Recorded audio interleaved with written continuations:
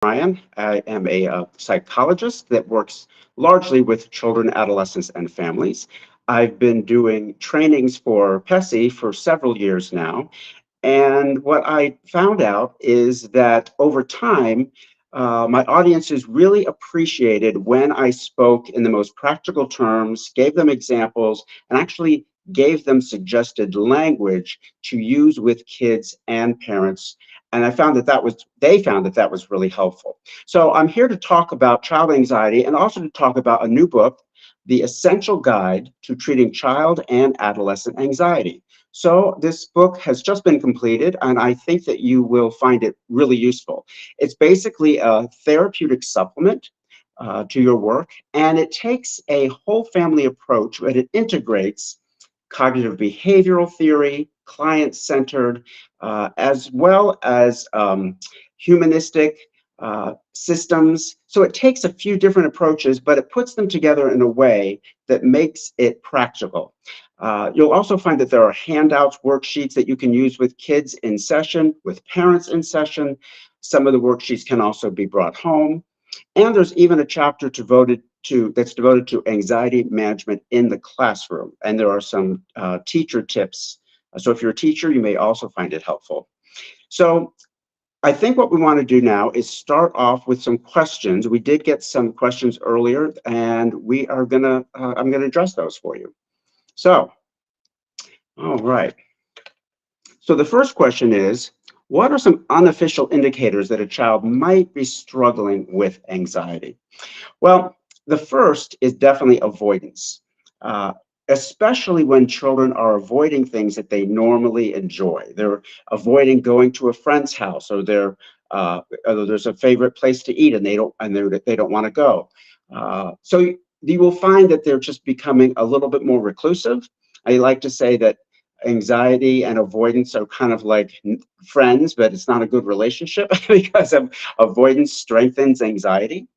A second sign could be meltdowns, especially at transition points. So, for example, going from sleeping to waking, going from being awake to going to sleep, going off to school, even coming home from school, being dropped off somewhere. Those are times where you may see anxiety take the form of agitation, sometimes full meltdowns or tantrums. Children naturally tend to have trouble with transitions, but over time, they get it. But when a child repeatedly has problems with transitions, that is a likely sign of anxiety. And the third one is chronic fear at bedtime. Again, it's not unusual for kids to be afraid sometimes at night alone, they worry. But when it's much more regular, like day after day or week after week, month after month, then it is much more a sign that anxiety is at play. So those are all things to keep in mind that sometimes show itself in kind of behavioral and emotional ways that goes a little beyond the DSM. And we have the DSM-5 to help us, but sometimes with children, where they are at developmentally, where they are at environmentally, can really have an impact on how they express anxiety. So I think another question is coming around the bend, and we'll wait for that one.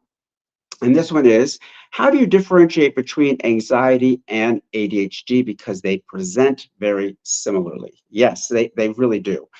So, so one of the things that I think is important is you want to look at what seems to be causing the distraction, or I'm sorry, the lack of focus the most. So for example, kids with ADHD tend to get distracted, as we all know, but they tend to get distracted by all kinds of things in the environment, right? It could be someone else talking.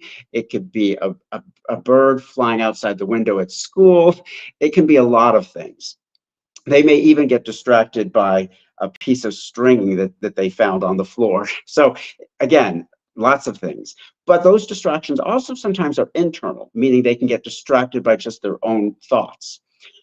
Now, that will, of course, lead to inattentiveness. Kids with anxiety are also often inattentive, but they their lack of focus tends to often come more from worry about safety, from worry about the well-being of themselves or others, or worry about their health, and they may have stomach aches or headaches that they think might be serious.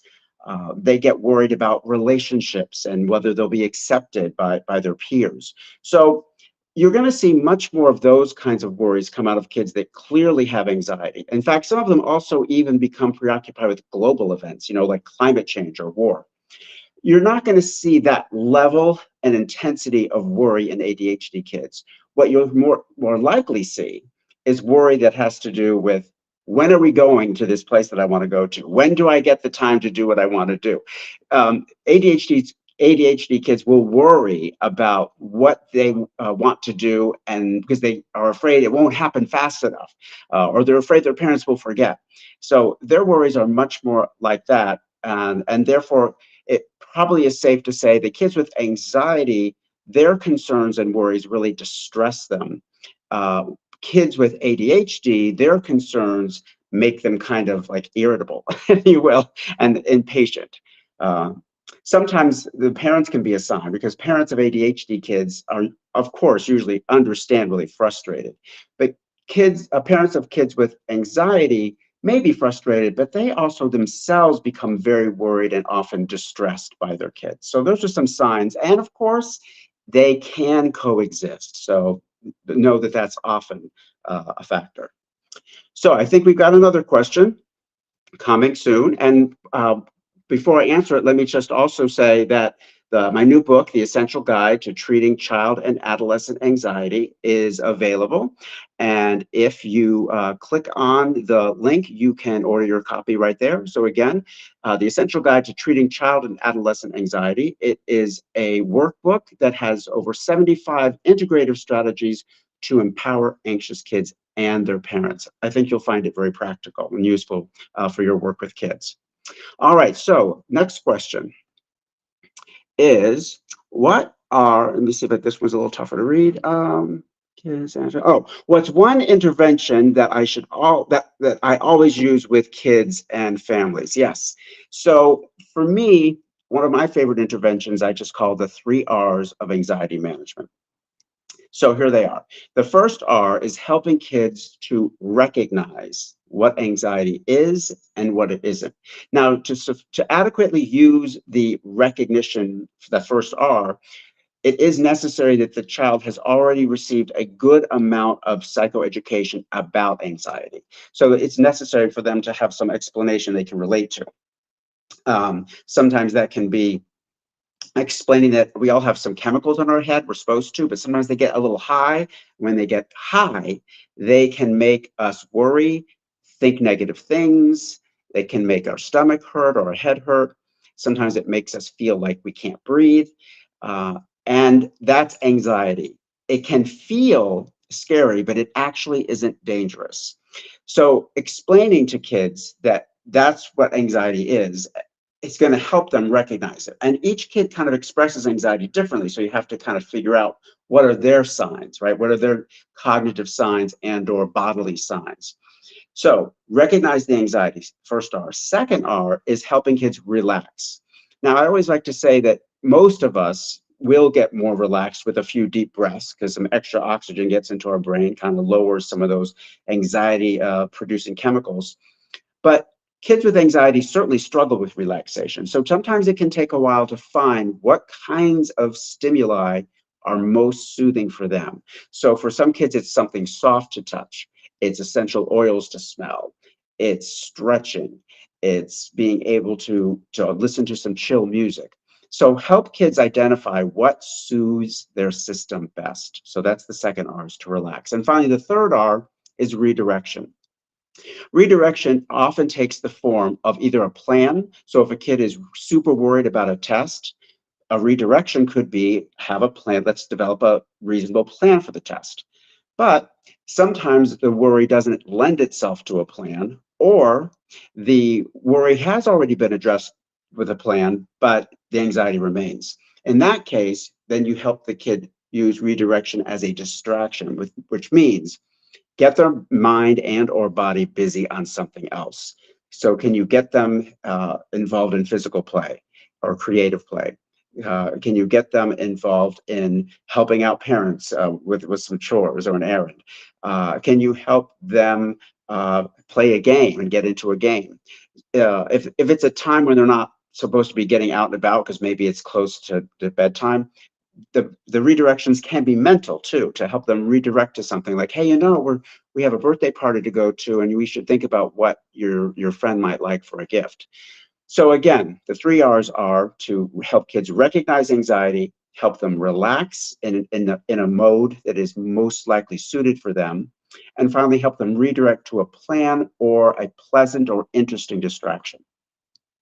I'd like to mention again, the Essential Guide to Treating Child and Adolescent Anxiety is out. Over 75 integrative strategies to empower kids and their parents. And there is the link if you'd like to order it. You'll also find, by the way, downloadable uh, handouts, worksheets that you can use with kids and parents. They can bring them home and do it. They can do it there in the office. And there are also handouts for parents that they may find really helpful. And there's also some handouts for teachers. So even though the book is primarily for clinicians, it absolutely can be used by other people that have anxious children in their lives. So, all right, I think we're ready for another question. And this one is, how best can I engage anxious parents who are resistant to family-based interventions? That's a real good one. I talk a lot in the book about parent consultation. And one of the things that's necessary in order to do good parent consultation is to have good rapport with the parents. So there are those child clinicians that I think sometimes are squeezing in parents at the beginning of a session or at the end of the session. And I really advised against that unless something's really a crisis. I much rather clinicians use an approach of parent consultation, which means that they have regularly scheduled parent meetings. Maybe the parent meetings are once a month, maybe they're twice a month. Sometimes they can also be, of course, as needed. In my practice, I tend to make sure that parents know that when they need to initiate a parent meeting with me, they can, and that if I feel the need to, I will. So both of us can do so.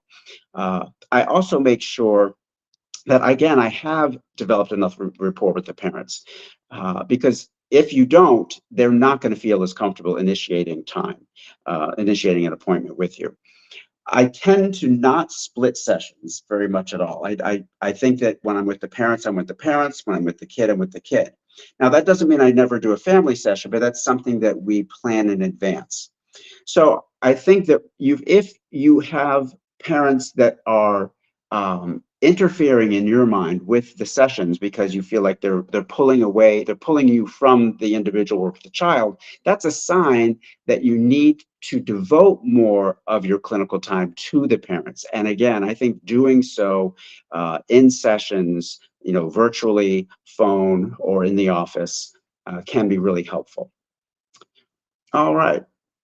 I think we have another. Yes, we do. How can teachers support anxious kids in the classroom?